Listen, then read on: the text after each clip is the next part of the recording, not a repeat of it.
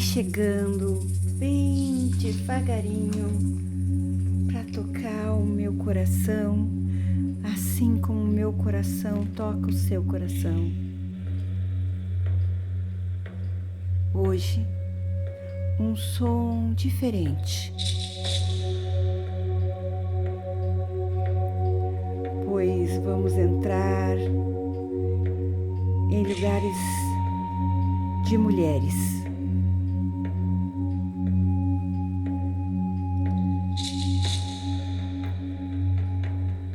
Isso.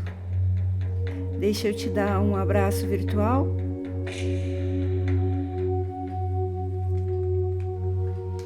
Vamos chegando bem pertinho.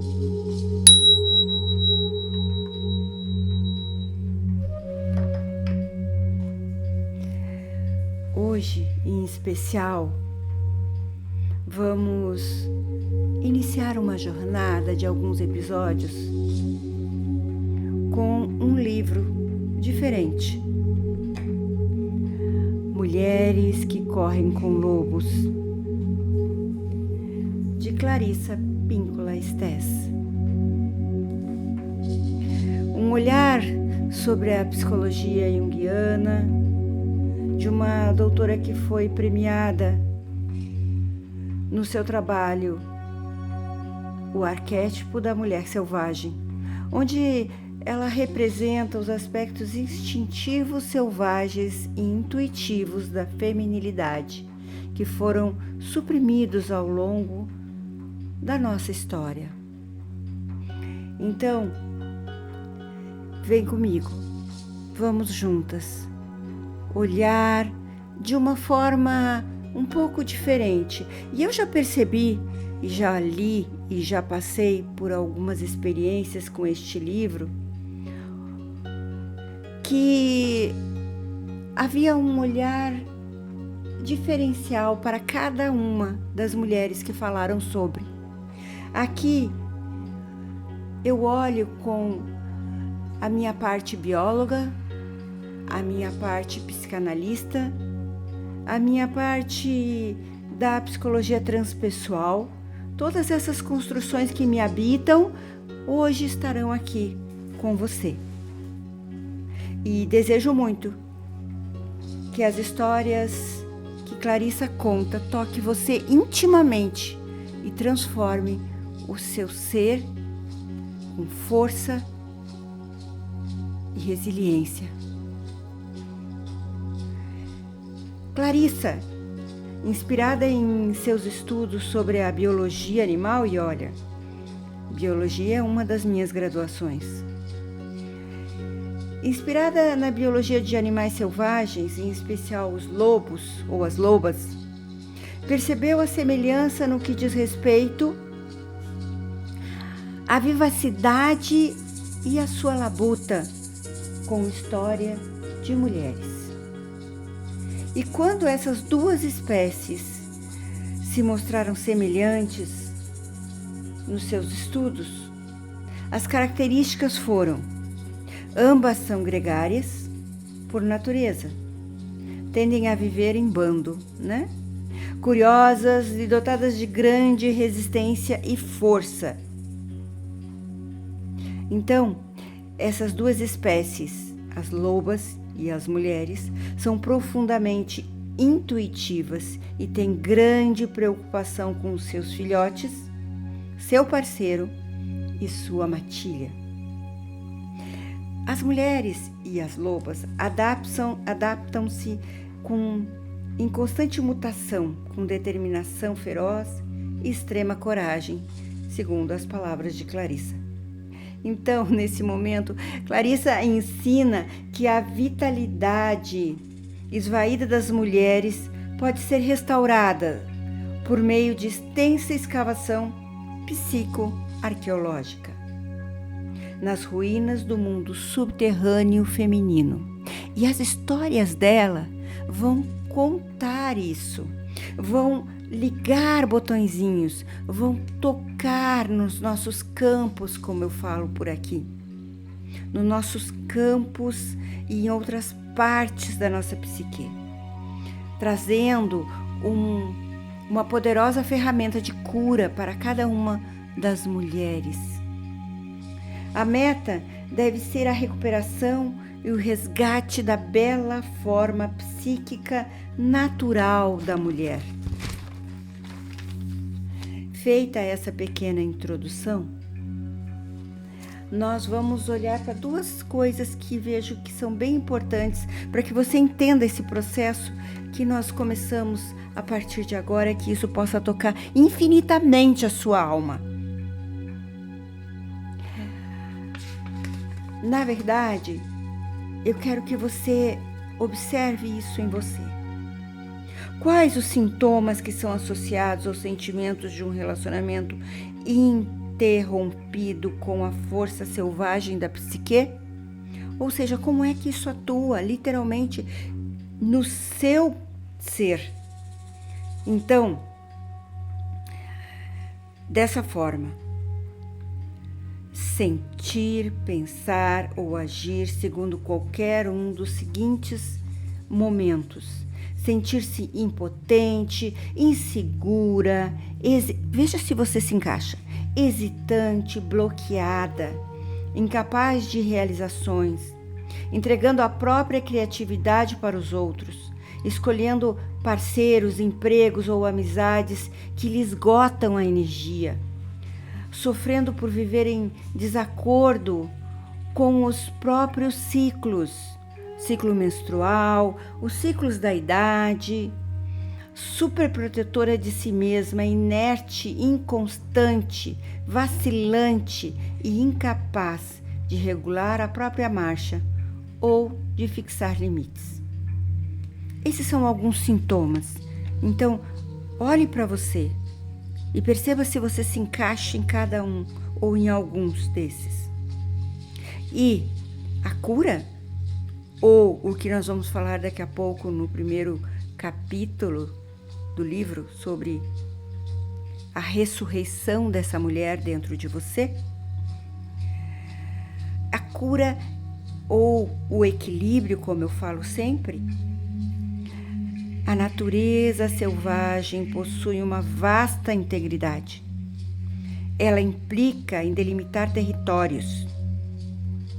Sabe aquela coisa de não sei dizer não, aceito tudo e perco minha energia com isso? Não me cuido? Então, Clarice fala assim: delimitar territórios, encontrar nossa matilha. Quando ela fala em encontrar a nossa matilha, eu lembro das boas risadas com amigas. Ocupar nosso corpo com segurança e orgulho, independentemente dos dons e das limitações desse corpo. Falar e agir em defesa própria, estar consciente, estar alerta, recorrer aos poderes da intuição e do pressentimento inato às mulheres. Adequar-se aos próprios ciclos, descobrir aquilo a que pertence, despertar com dignidade e manter o máximo da consciência possível. Então, esse é o nosso propósito aqui.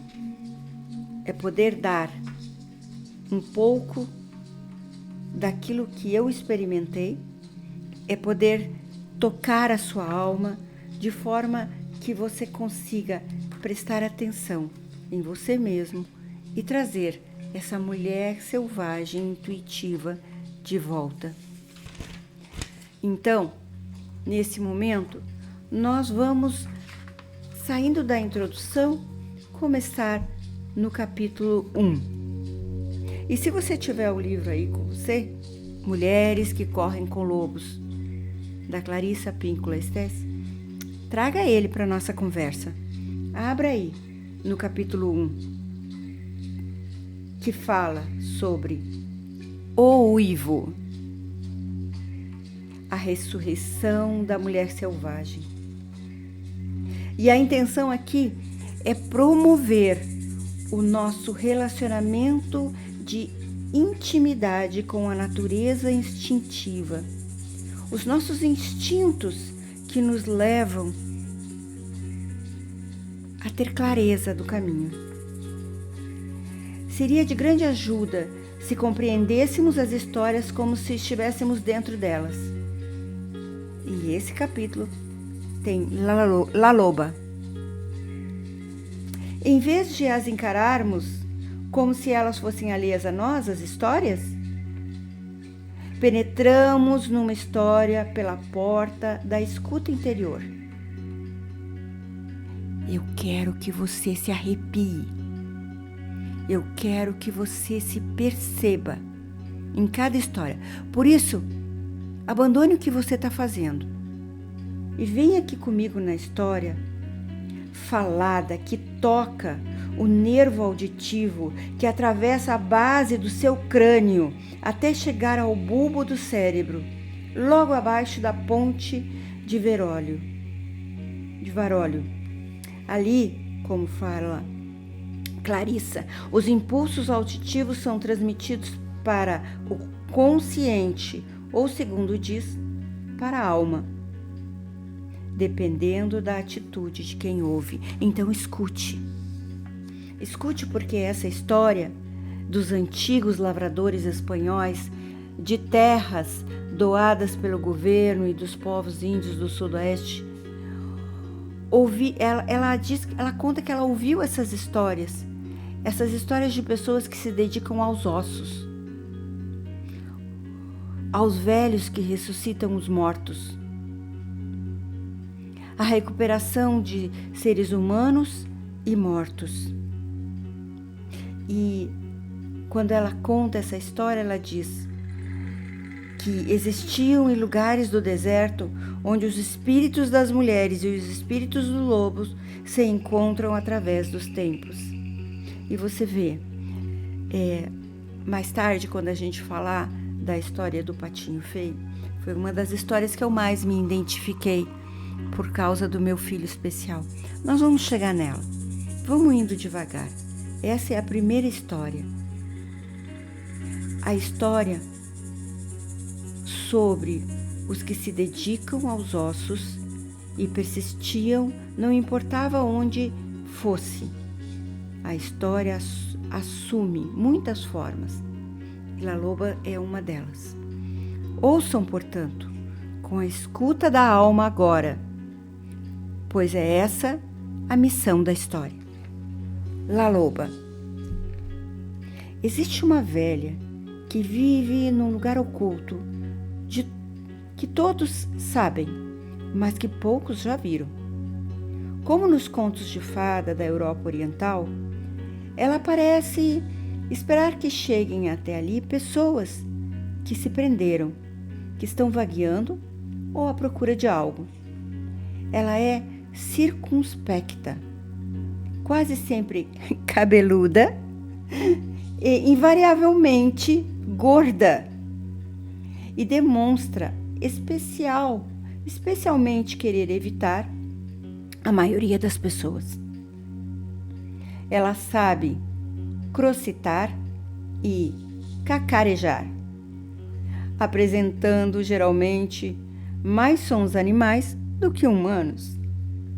Dizem que ela vive entre os declives do granito decomposto do território dos índios Tarahumara. Dizem que está enterrada na periferia de Fênix, perto de um poço.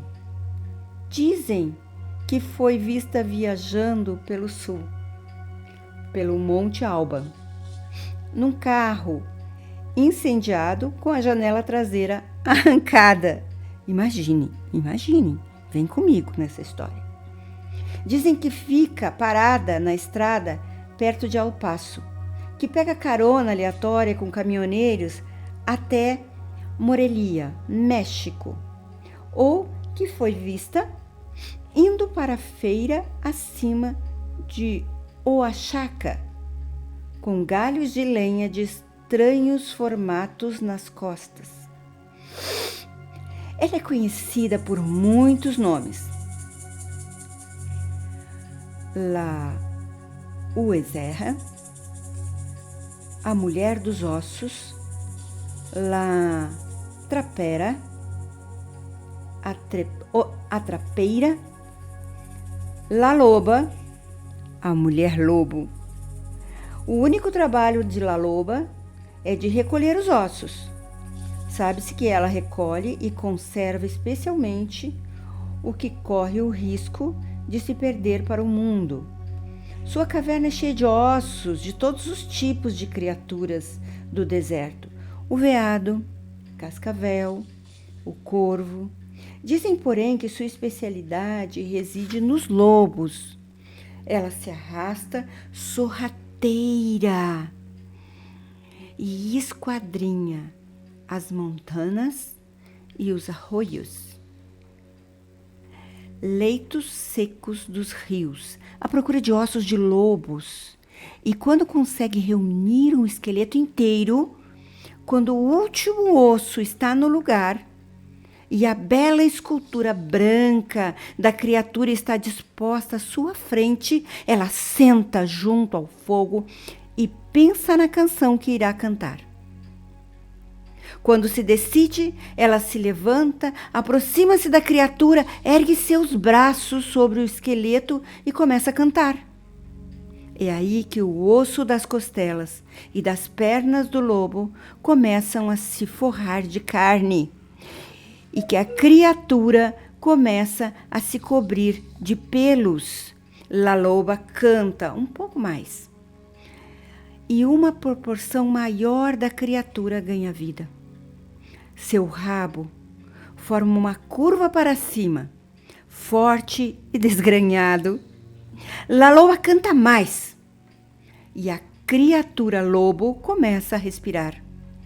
E La Loba ainda canta com tanta intensidade que o chão do deserto estremece. E quando canta, e enquanto canta, o lobo abre os olhos e dá um salto e sai correndo pelo desfiladeiro.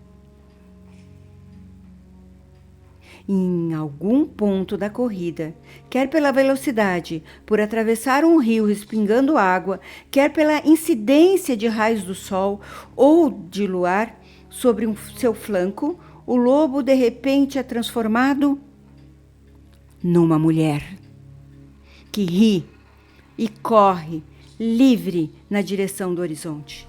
Por isso disse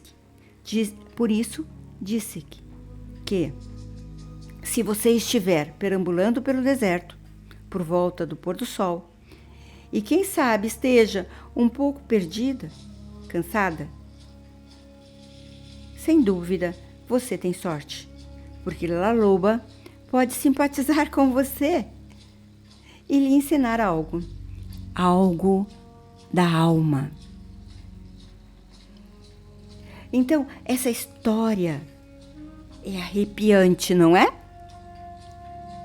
É muito arrepiante e toca no cerne de você. A história de La Loba canta sobre os ossos que reuniu.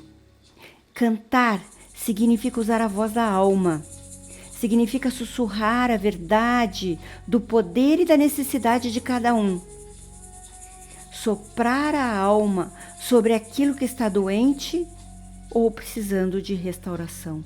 Isso se realiza por meio de um mergulho no ponto mais profundo do amor e do sentimento, até que nosso desejo de vínculo com o self selvagem transborde. E em seguida, com a expressão de nossa alma, a partir desse estado de espírito, transborde o self selvagem. Isto é cantar sobre os ossos. Lembre sempre o quanto eu falo aqui, e sempre falo aqui, sobre a música. E agora, o cantar ouvindo sua própria voz. No final, eu vou ensinar uma técnica para você começar esse processo. Não podemos cometer o erro de tentar extrair esse imenso sentimento de amor de algum ser amado, pois essa função feminina de descobrir e cantar o hino da criação é um trabalho solitário. Um trabalho realizado no deserto da sua psique.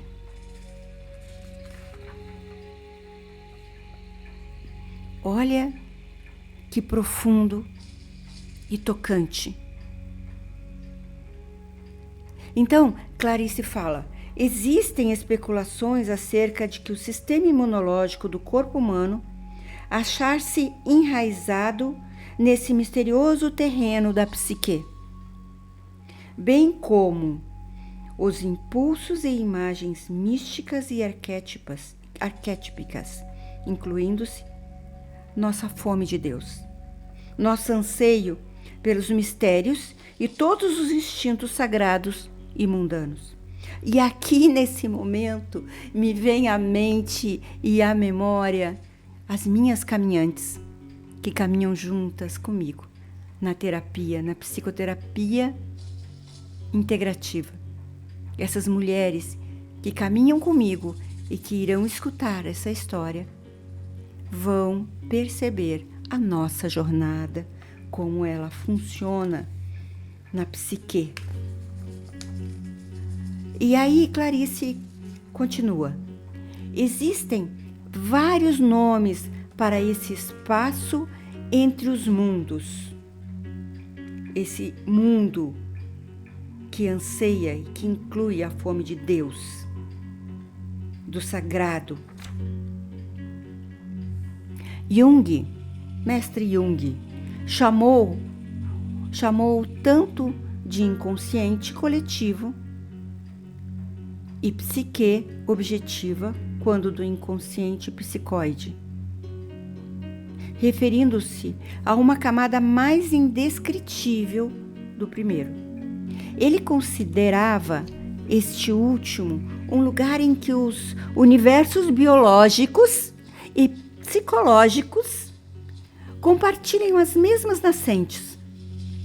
Olha que percepção Clarice teve. Em que a biologia, seguindo ela, e a psicologia talvez se pudesse fundir, inclinando-se mutuamente, desde a memória humana mais remota, este lugar, quer o chamemos de Nod, de lar dos seres da névoa, de fissura entre mundos. Ele é um lugar onde ocorrem aparições, milagres, imaginação, inspiração e curas de todas as naturezas. E especialmente me vem à mente pessoas lindas nessa nossa caminhada. Então, no lugar de inspiração e de cura, eu desejo que esse texto tenha tocado você. E, eu falei que iria dar a você algo para você ficar trabalhando até o nosso próximo encontro. Tocar um instrumento do nome para abrir uma porta. Usar palavras para obter a abertura de uma passagem para esses lugares.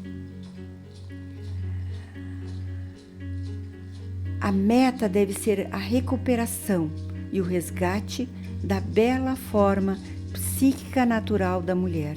Então aqui eu digo, para você começar essa incursão nesses lugares intuitivos de você mesmo, do seu fogo criador, da sua sabedoria da mulher. Existiam lugares em que as mulheres cantavam as vogais que falam de sua alma e de seus sentimentos. Então experimente pegar as vogais do seu primeiro nome, que foi dado pela sua mãe e pelo seu pai, e cantá-los. Cantar as vogais do seu nome por alguns momentos, com uma respiração pausada, dando uma forma a isso para tocar o seu ser. Vou dar o meu exemplo. O meu nome é Elizabeth e as vogais ficariam E, I, E, A. Então, eu geralmente trago essa conexão cantando E, I, A, E. E você faz isso com o seu nome. Até o nosso próximo encontro. E se você quiser me contar aqui, deixe sua fala, curta, compartilha isso com outras mulheres. Vamos dar forma a isso tudo. Vamos caminhar de mãos dadas, vamos caminhar juntas. Vamos seguir nessa jornada. E se você quiser mais informação, busque lá no Instagram, também na Elizabeth de Antoni, para que a gente possa caminhar juntas em outras possibilidades também. Tem também lá o YouTube, que a gente está colocando lá em vídeo, para você caminhar junto também através de imagens. As imagens, a visão percebe e toca mais ainda a sua alma. E se você um dia desejar, eu estou aqui para uma caminhada terapêutica contigo. Muito bom esse nosso conversa de hoje, um pouquinho mais extensa, mas não tem como. Clarissa é profunda. E este é um livro para mim, que uma amiga uma vez me disse assim: Beth, esse é uma bíblia do feminino. E eu concordo plenamente com ela. O meu livrinho aqui já está todo manchado, todo rabiscado, como eu gosto de me aprofundar e ir mais e mais fundo em mulheres que correm com lobos. Amei estar aqui contigo. Espero que você se surpreenda a cada dia no seu self curador, que cure suas feridas, que lamba as suas feridas, que se cure plenamente. Um abraço nesse lindo ser que você é. Seja feliz. Fique bem.